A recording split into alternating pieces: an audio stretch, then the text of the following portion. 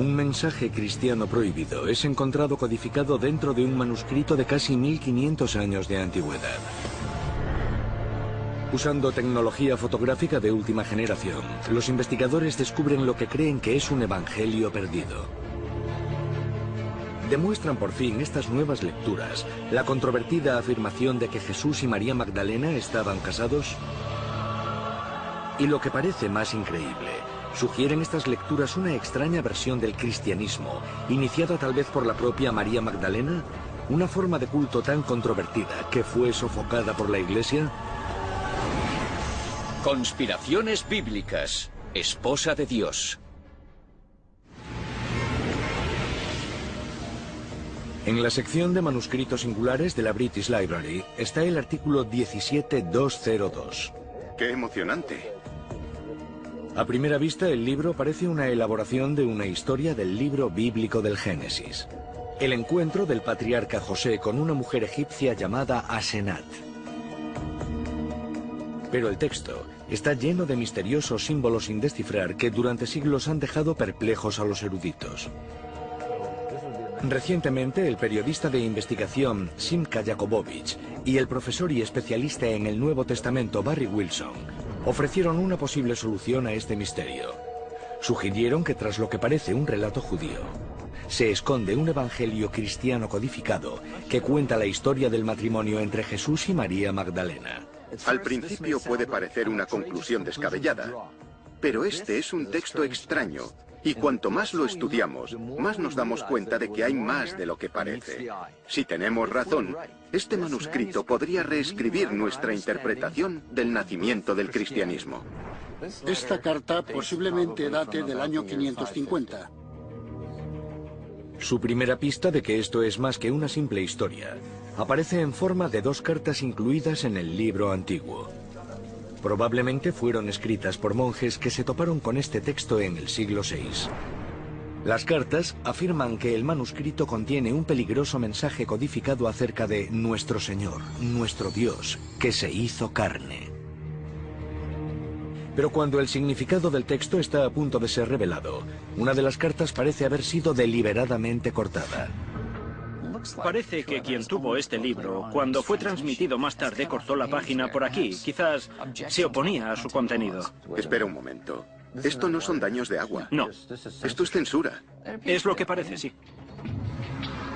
Se rasgó la carta accidentalmente, o alguien le pasó la tijera a este documento antiguo para esconder el verdadero significado del texto.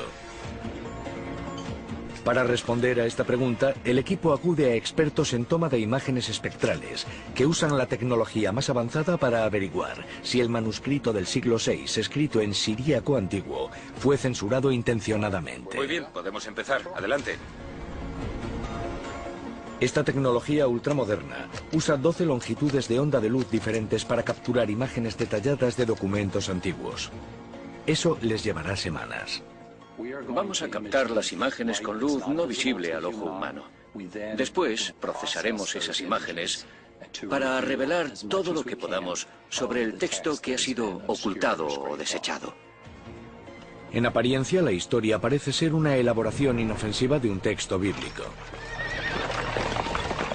Empieza con el bíblico José entrando en un patio sobre un carro tirado por 4 caballos. Está flanqueado por 12 hombres. Es visto inmediatamente por Asenat, una hermosa virgen que vive en una torre. Ella es una sacerdotisa pagana atendida por 7 vírgenes vestales. Asenat corre hacia José y le declara su amor eterno. Pero él la rechaza, diciéndole que un hombre que adora al único y verdadero Dios no puede casarse con una mujer que se inclina ante ídolos. Cuando lees el texto, no puedes evitar que te llame la atención una frase inusual. José es llamado el Hijo de Dios, un término solo reservado en el Nuevo Testamento para Jesús. Además de eso, Asenat vive en una torre, algo asociado en la Biblia cristiana con una y solo una mujer, María Magdalena. Su nombre en el hebreo original significa literalmente María de la Torre. ¿Es José en realidad Jesús? ¿Es Asenat María Magdalena? ¿Estaba la gente escribiendo en código? ¿O todo es material de películas de Hollywood? Es una manera de hablar de una cosa mientras en realidad quieres decir otra. Y para los cristianos, la Biblia está llena de ese tipo de ejemplos. Cuando habla de José, cuando los cristianos leen esos pasajes, realmente piensan en Cristo y los ven como símbolos o metáforas de Jesús. ¿Por qué iban los primeros cristianos a escribir en código? ¿Para esconder algo? Hay clandestinidad. Se llama a Roma Babilonia. Se dice la caída de Babilonia. ¿Y qué significa? Es un código. Se dice, este hombre tiene un número 666. Es difícil de resolver, pero puede hacerse. Es el nombre de Nerón. En los principios del cristianismo no era necesario escribir en código. Pero tras la crucifixión de Jesús, sus seguidores se dividieron en grupos, muchos de ellos con sus propios evangelios. En el siglo IV, con la conversión del emperador Constantino, el imperio romano pagano pasó de perseguir el cristianismo a adoptar la nueva religión. Pero solo una versión de ella, la versión enseñada por el apóstol Pablo. Cualquier otro evangelio debía pasar a la clandestinidad o sería condenado a la hoguera. En el siglo IV, el arzobispo de Egipto, Atanasio, envió una carta a los cristianos de todo Egipto que decía: libraos de todos esos evangelios secretos que tanto os gustan. Dijo que solo 27 de ellos eran correctos e hizo una lista con los que están ahora en el Nuevo Testamento y dijo: libraos de los demás. Pero no todos esos otros evangelios fueron destruidos. Hace varias décadas se encontró un antiguo papiro en Egipto. Contenía solo 33 fulminantes palabras escritas en copto. Una declaración decía explícitamente que Jesús tenía esposa. Muchos eruditos lo consideran un fragmento superviviente de un evangelio que enseñaba que Jesús y María Magdalena estaban casados. ¿Es posible que José y Asenat cuente la historia herética completa que apenas sobrevivió en el papiro? ¿Habrá sido cortado el documento a propósito por ello? Los expertos en toma de imágenes han acabado y van a entregar su veredicto. Explicadme exactamente lo que habéis hecho. Primero miramos cada página por separado. Después aplicamos algoritmos matemáticos avanzados para combinar todas las imágenes.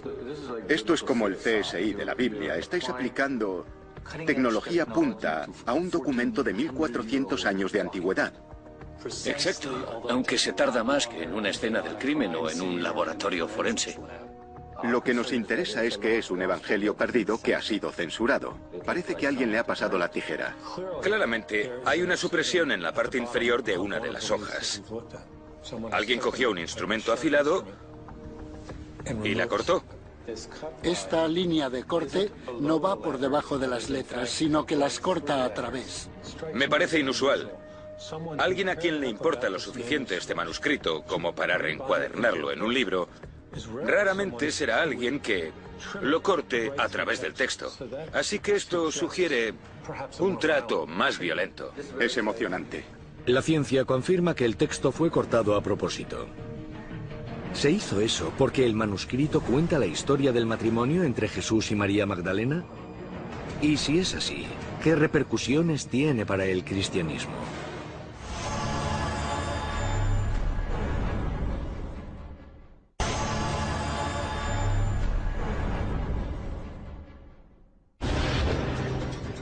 El periodista de investigación Simka Jakobowicz y el profesor Barry Wilson sospechan que un libro antiguo que cuenta la historia de amor bíblico de José y su esposa Asenat es en realidad un evangelio codificado que describe el matrimonio de Jesús y María Magdalena.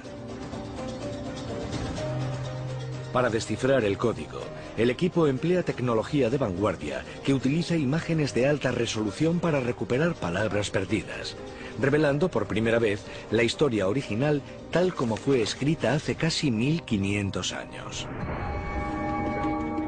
Simka y Barry se dan cuenta de que para investigar adecuadamente este texto deben examinar cada detalle del libro antiguo. Pero para hacerlo necesitan una copia exacta del frágil original que no puede abandonar la British Library. Consiguen la ayuda del maestro del atrezo Walter Klassen. Usando imágenes de alta resolución, Classen hace una réplica exacta. Ahora pueden examinar la historia tal como fue escrita exactamente hace 1500 años. En el texto, José es llamado el Hijo de Dios. Llega desde el este, montado en un carro tirado por caballos blancos. Lleva un cetro en la mano, y salen 12 rayos dorados brillando de su corona. Asenat se enamora inmediatamente de él, pero José la rechaza airadamente porque es una sacerdotisa pagana. Ella llora, ayuna durante días y tira sus estatuas paganas por la ventana. Entonces aparece un ángel y comparte con ella pan y vino. Ya está lista para convertirse en la esposa de Dios. ¿Hay ahí un código cristiano?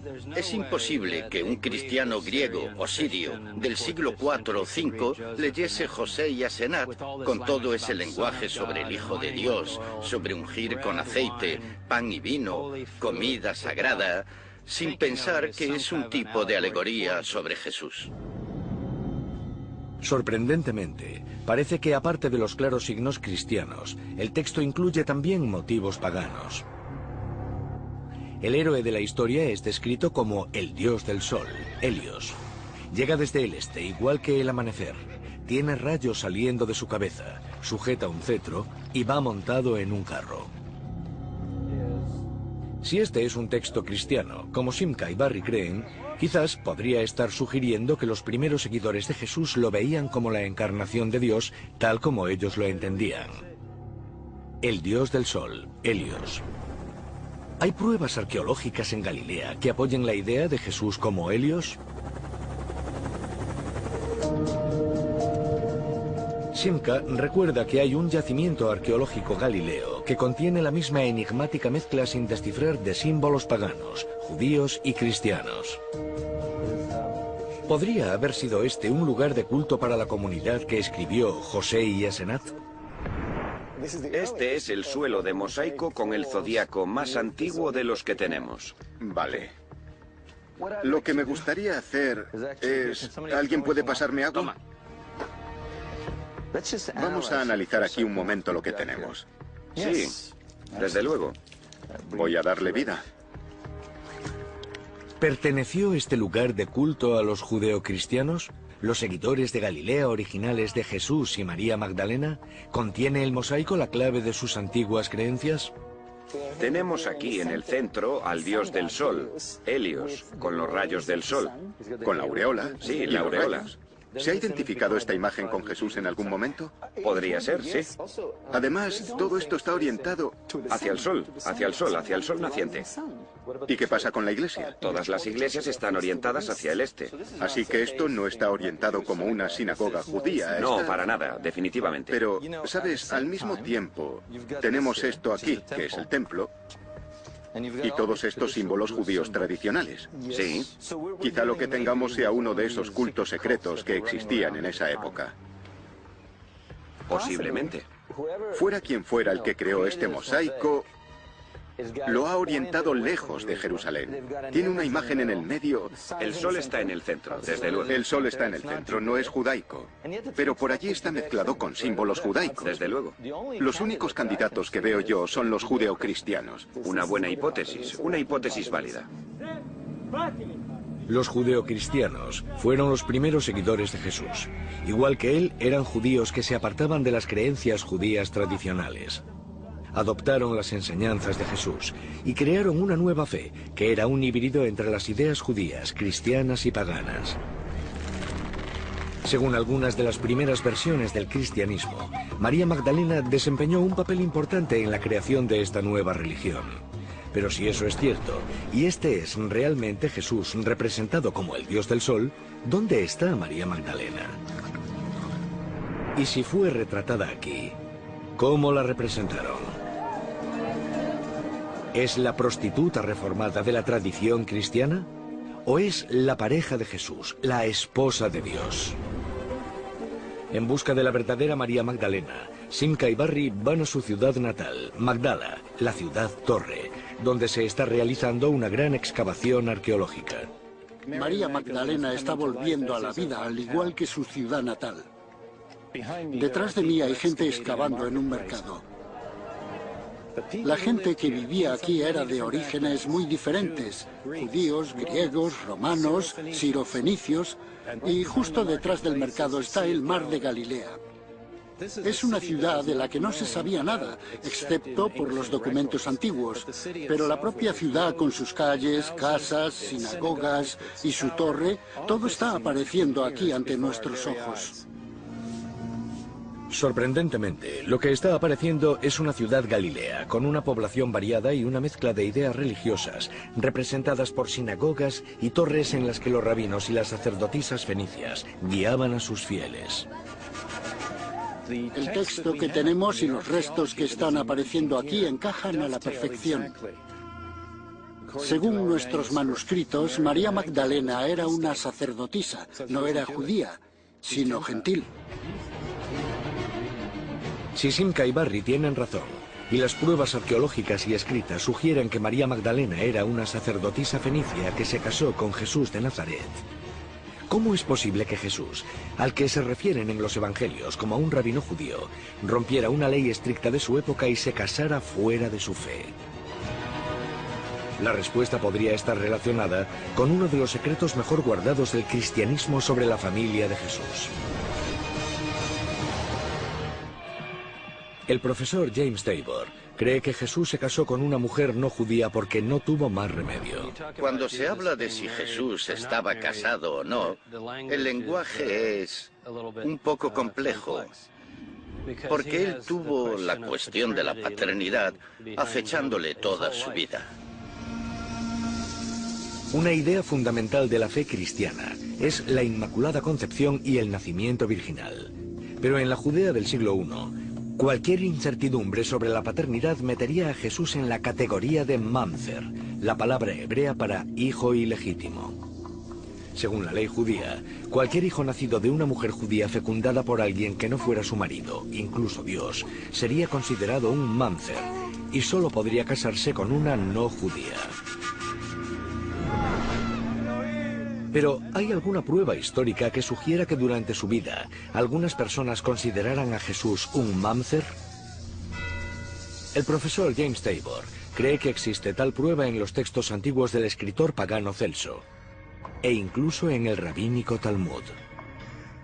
¿No es el caso que tu madre se quedó embarazada de un soldado romano llamado Pantera y fue repudiada por su marido, el carpintero, y acusada de adulterio? El nombre Pantera también aparece en el Talmud de Jerusalén. La tradición talmúdica se refiere rutinariamente a él como Jesús, el hijo de Pantera. El Evangelio perdido registra los rumores de que el Hijo de Dios tenía un padre fenicio, no romano. Si combinamos esta idea con las fuentes rabínicas y paganas que establecen que el padre de Jesús era un soldado romano llamado Pantera, entonces debemos preguntarnos, ¿es posible que el texto esté sugiriendo que el padre biológico de Jesús era un soldado tanto fenicio como romano? Después de todo, era una práctica corriente para la gente conquistada, como los fenicios, que vivían justo al norte de Galilea y en la propia Galilea, ser reclutados para el ejército romano. Durante años, la gente creyó que tal soldado romano nunca existió. Pero un descubrimiento extraordinario fuera de las fronteras del Imperio Romano, en Alemania, podría arrojar nueva luz sobre la identidad de Pantera. Museo Romea Halle. Simca y el profesor Tabor van a Alemania, donde está expuesta la lápida de un soldado romano llamado Pantera. Pues aquí está. Tenemos una inscripción de 5 líneas en latín. Empieza con su nombre, Tiberius Julius Abdes Pantera. Vivió hasta los 62 años. Sirvió 40 años como soldado. Es soldado, un soldado romano. Un soldado romano. Pero esto es Alemania y Jesús es de Galilea. Todos sabemos eso. ¿Qué tiene que ver un soldado romano enterrado en Alemania con la zona de Galilea? Bueno, de este soldado en concreto tenemos la suerte de saber que es de Sidón, Fenicia. Y Sidón está al norte de Galilea, así que proviene de la histórica tierra de Israel, de Tierra Santa. No solo tenemos el nombre, También que es soldado y su origen. Lo único que necesitamos es la época. Vaya, esto realmente lo pone a este soldado en la zona de Jesús, ¿verdad? Quiero decir, Durante el reinado de Tiberio. del 14 al 37 después de Cristo, Jesús murió en el 30. Ahí fue crucificado en el reinado de Tiberio. Este soldado vivió 62 años. Si retrocedemos en el tiempo, tendría unos 18 o 19 años cuando nació Jesús. Es emocionante. Este podría ser el padre de Jesús. Vaya. Pero aparte de estas fuentes alternativas, ¿hay algún eco de esta tradición de pantera en los propios evangelios? Si crees que es rocambolesco que Jesús tuviera un padre de Sidón y una esposa fenicia de Magdala, es un hecho que el Evangelio de Mateo nos cuenta explícitamente que Jesús fue a visitar a una persona misteriosa en una ubicación desconocida de Sidón, Fenicia, la ciudad natal de Pantera. De vuelta a Galilea, también se encuentra con una mujer fenicia sin identificar. ¿Por qué no nos dicen los evangelios con quién se vio en Sidón o la identidad de la misteriosa mujer fenicia? Si Jesús fue a Sidón a encontrarse con un fenicio llamado Pantera y María Magdalena era una sacerdotisa fenicia, ¿tiene el cristianismo un pasado secreto que solo ahora puede ser revelado?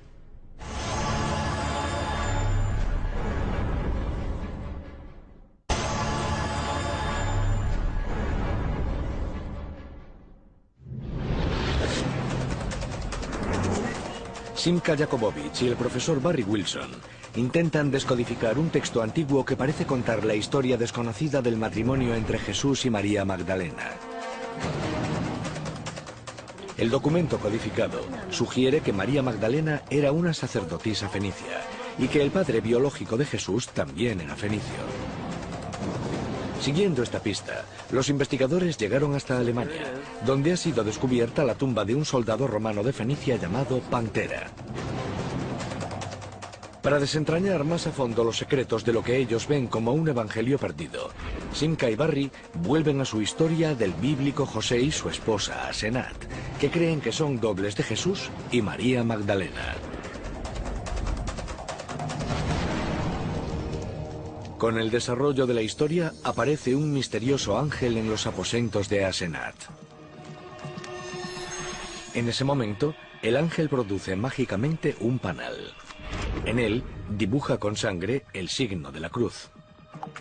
Después mete el panal en la boca de Asenat. Y de repente la rodean cientos de abejas. Algunas vuelan al cielo y otras le pican y mueren. El ángel resucita a las abejas muertas y entonces el texto llama a Asenat la esposa de Dios. Si Asenat es María Magdalena, ¿por qué es representada como una abeja reina rodeada por su enjambre? La clave para entender José y Asenat es la interpretación del panal. ¿Qué es? ¿Qué pasa con las abejas? Algunas de ellas le pican, otras no. Las que le pican resucitan a la vida. Aquí está pasando algo. La clave es ese panal. Simka y Barry tienen un presentimiento que podría aclarar este misterio. Si Jesús fue retratado como el dios Helios, tendría sentido que María Magdalena, la pareja con la que compartía su vida, fuera vista como una diosa. ¿Pero qué diosa? Helios era el dios del sol. Su homóloga era la diosa de la luna, Artemisa. ¿Era María Magdalena vista por sus seguidores como Artemisa? Para descubrirlo, Simka y Barry viajan a Éfeso, la actual Turquía, donde se erigía el templo de Artemisa. En su día el templo era considerado como una de las 7 maravillas del mundo. De camino al museo local, Barry muestra a Simka un descubrimiento inédito que relaciona Éfeso con la antigua Judea. Una menorá, una menorá. Una menorá judía grabada en un escalón. Y la mayoría de la gente no se había dado cuenta. Es asombroso. Podría haber salido de la sinagoga del siglo I, en la que, según el libro de los Hechos, predicó el apóstol Pablo. Es extraordinario. Es el único símbolo judío que he encontrado en Éfeso. Entonces pasan a la estatua de la diosa. Creo que Artemisa debería encontrarse en esta sala de aquí. Oh, mira eso. Fíjate. ¿Es más alta que yo? Mira eso. Para Simca y Barry, la estatua de Artemisa concuerda con la descripción de Asenat en el Evangelio perdido. ¿Es así como los primeros seguidores de Jesús veían a María Magdalena? Empecemos por arriba. Tenemos una torre, y Asenat está en una torre. Más abajo, aquí, encontramos un cinto, un cinturón de castidad. Representa la virginidad de Artemisa y la de Asenat, que, según el texto, también era virgen. Y de repente, las abejas. También tenemos las abejas y el panal. ¿Entonces crees que podemos usar esto para descifrar algunos de los pasajes de José y Asenat? Creo que nos da un contexto para descodificar ese documento mejor que cualquier pasaje del Nuevo Testamento o de la Biblia hebrea. En el manuscrito las abejas desempeñan un papel central, pero aquí parecen ser un elemento secundario. La diosa está invadida por unas extrañas protuberancias que salen de su cuerpo. ¿Qué serán?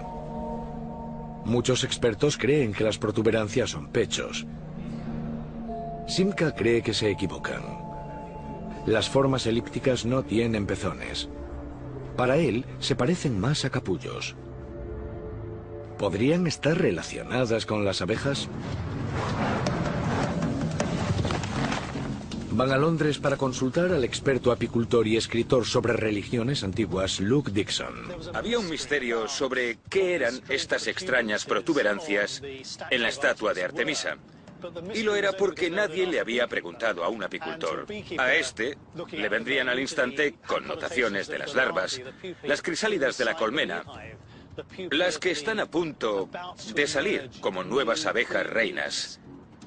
En otra época, las abejas y los apicultores eran algo muy común y no hubieran supuesto un misterio en absoluto para nadie. Representan celdas reales. ¿Era María Magdalena la abeja reina de los principios del cristianismo? ¿Era Artemisa en carne y hueso para sus primeros seguidores? El simbolismo parece funcionar, pero hay un problema. Artemisa era venerada en Turquía y María Magdalena vivía en Galilea, a miles de kilómetros de Éfeso. ¿Hay alguna prueba que sugiera que hay una conexión entre el culto relacionado con abejas de Turquía y grupos religiosos de Galilea? La respuesta podría dársela a un espectacular descubrimiento reciente hecho en Tel Rehov, justo al sur de la ciudad natal de María Magdalena, Magdala. Encontramos esos cilindros de arcilla de unos 40 centímetros de diámetro. ¿Qué son? Días después, llegamos a la conclusión de que son colmenas. Básicamente estamos viendo una colmena de 3000 años de antigüedad. Y es el único tipo que se ha encontrado en todo el mundo. Como en Turquía, las colmenas de Tel Rehov están relacionadas con los altares, objetos usados en rituales religiosos. Fueron encontradas con unas estatuillas femeninas, versiones locales de Artemisa. Pero eso no es todo. Resulta que Tel Rehov tiene otro secreto que contar. ¿Dentro de una de estas encontraste panales y partes de abeja? Sí. Asombroso. Para extraer la máxima información de este hallazgo sin precedentes, los arqueólogos piden al doctor y zoólogo Guy Block que examine los restos de abeja antiguos. Junto al doctor y nanocientífico Vitaly Gutkin, Block estudia estos restos de abeja bajo el microscopio electrónico de barrido, capaz de ampliarlos hasta 500.000 veces. Tenemos bastantes restos, pero la mayoría están rotos o dañados. Trabajan durante horas, estudiando los restos de abeja bajo el microscopio. Esto parece una parte de un ala. Aquí podemos ver las venas. Vaya. Incluso logran encontrar un ala completa. Ha permanecido intacta durante miles de años. Analizándola, son capaces de identificar la especie específica de abeja. Sorprendentemente, estas son abejas de Anatolia, que se encuentran en Turquía.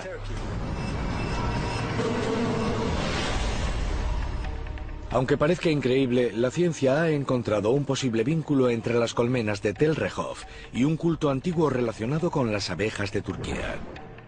¿Han sido estas abejas sagradas importadas con propósitos religiosos? Como este tipo de abeja no pertenece a la fauna de Israel, parece respaldar las sospechas de Simca y Barry de que las abejas del manuscrito fueron puestas en la historia para crear una analogía entre María Magdalena y la diosa de Éfeso. Es posible que los primeros seguidores de Jesús lo vieran como el dios del sol, Helios, y a María Magdalena, su esposa, como la diosa de la luna, Artemisa. Y si es así, ¿qué significaba el matrimonio entre el sol y la luna para los primeros cristianos?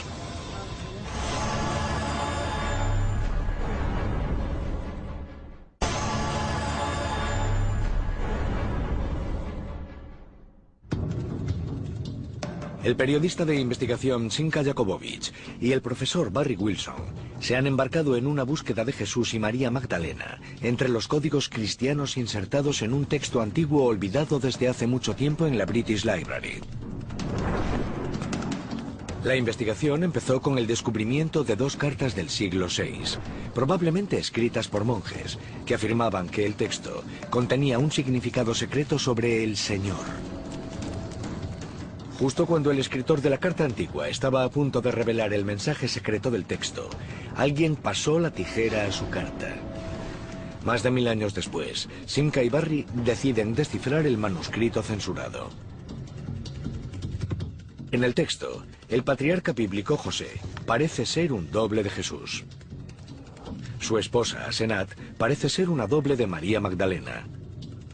Barry y Simca creen que una vez descifrado el código, el texto se expone como un evangelio perdido que retrata a Jesús casado con María Magdalena, que resulta que originariamente era una sacerdotisa pagana. Parece que algunos de sus primeros discípulos la llamaban la esposa de Dios. La historia representa a Jesús como el rey del sol, Helios, y a María Magdalena como la diosa de la luna, Artemisa. Parece que al principio del cristianismo, tanto Jesús como María Magdalena eran considerados divinos y su matrimonio sagrado. El texto sugiere, además, que para algunos de los primeros cristianos, la comunión incluía comer pan, beber vino y participar en el ritual secreto de la cámara nupcial. ¿Es este libro escrito en siríaco antiguo un evangelio perdido que cuenta la historia de amor entre Jesús y María Magdalena? El texto descifrado parece sugerir que estaban casados y que sus primeros seguidores mezclaron prácticas cristianas, paganas y judías en su culto. El texto destaca el profundo afecto que sentían el uno por el otro. También indica que de esa unión nacieron 2 hijos. Si esta es realmente la historia de Jesús y María Magdalena, ¿por qué es tan diferente de la versión tradicional contada por la Iglesia?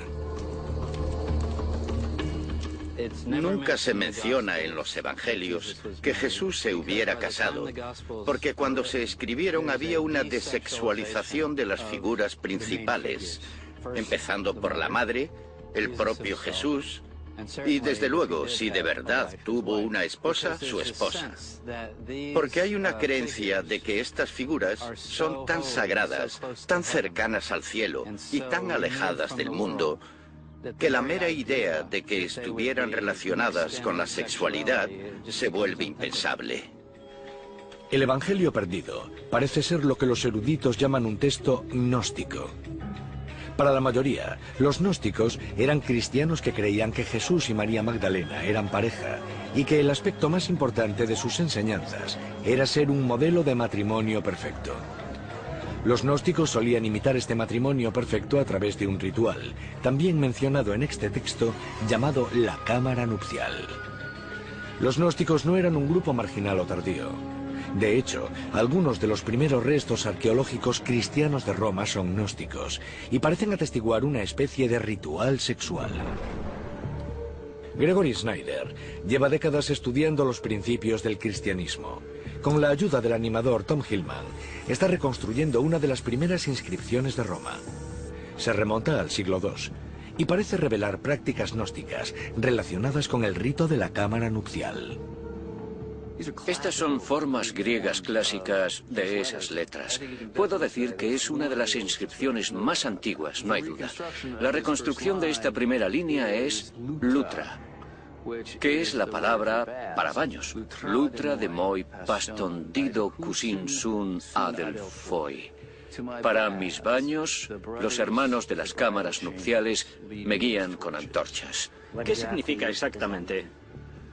La cámara nupcial podría ser un ritual real que se habría celebrado, digamos, tras el bautismo, la Eucaristía y la consagración con aceite.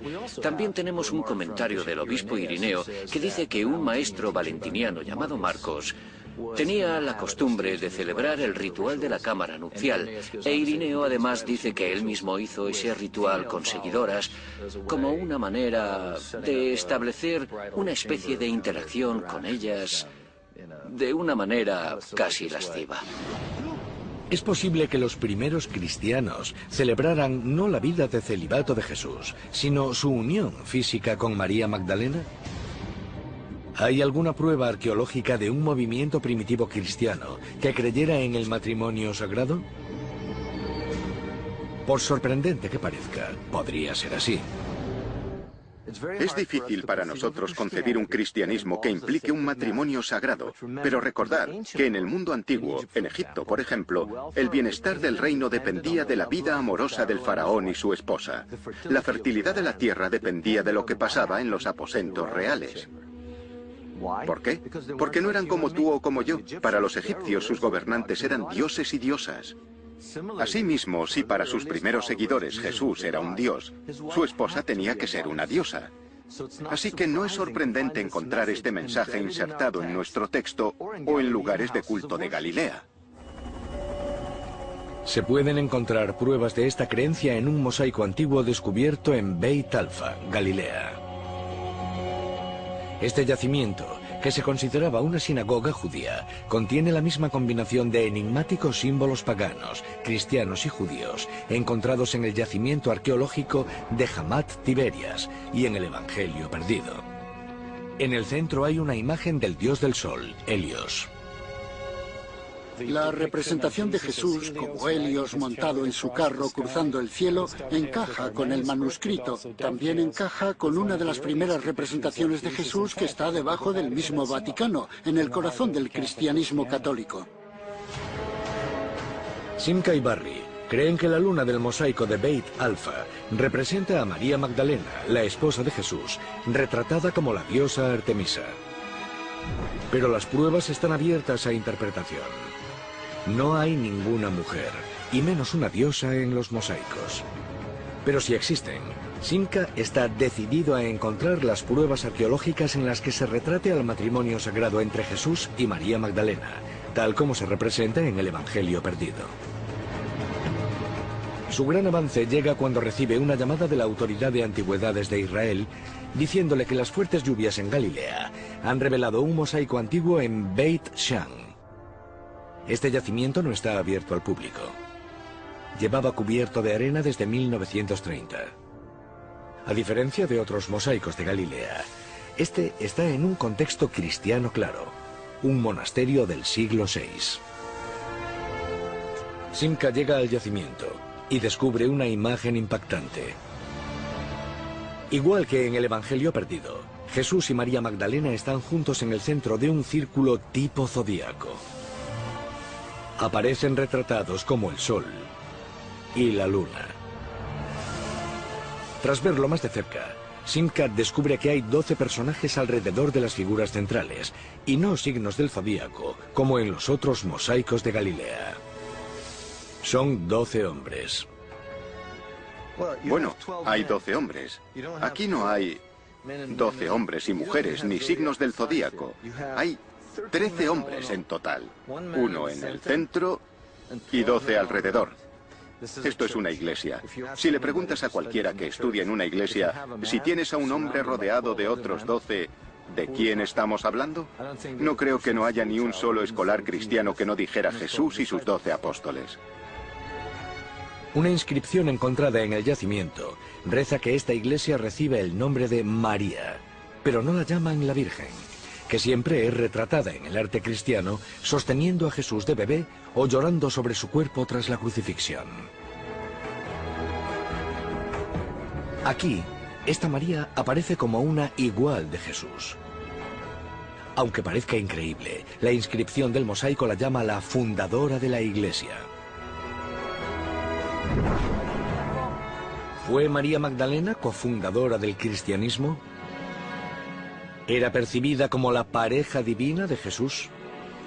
¿Relegaron los cristianos posteriores su historia a las llamas? Es el manuscrito de la British Library, un evangelio perdido que abre la puerta a una historia oculta que solo ahora puede ser investigada. El texto antiguo llevó a Simca hasta esta inscripción en el mosaico, que tiene otra asombrosa revelación que compartir. Da a entender que María está enterrada aquí con un hijo llamado Maximus. Este cementerio colindante a la iglesia nunca ha sido debidamente excavado. ¿Qué secretos guarda?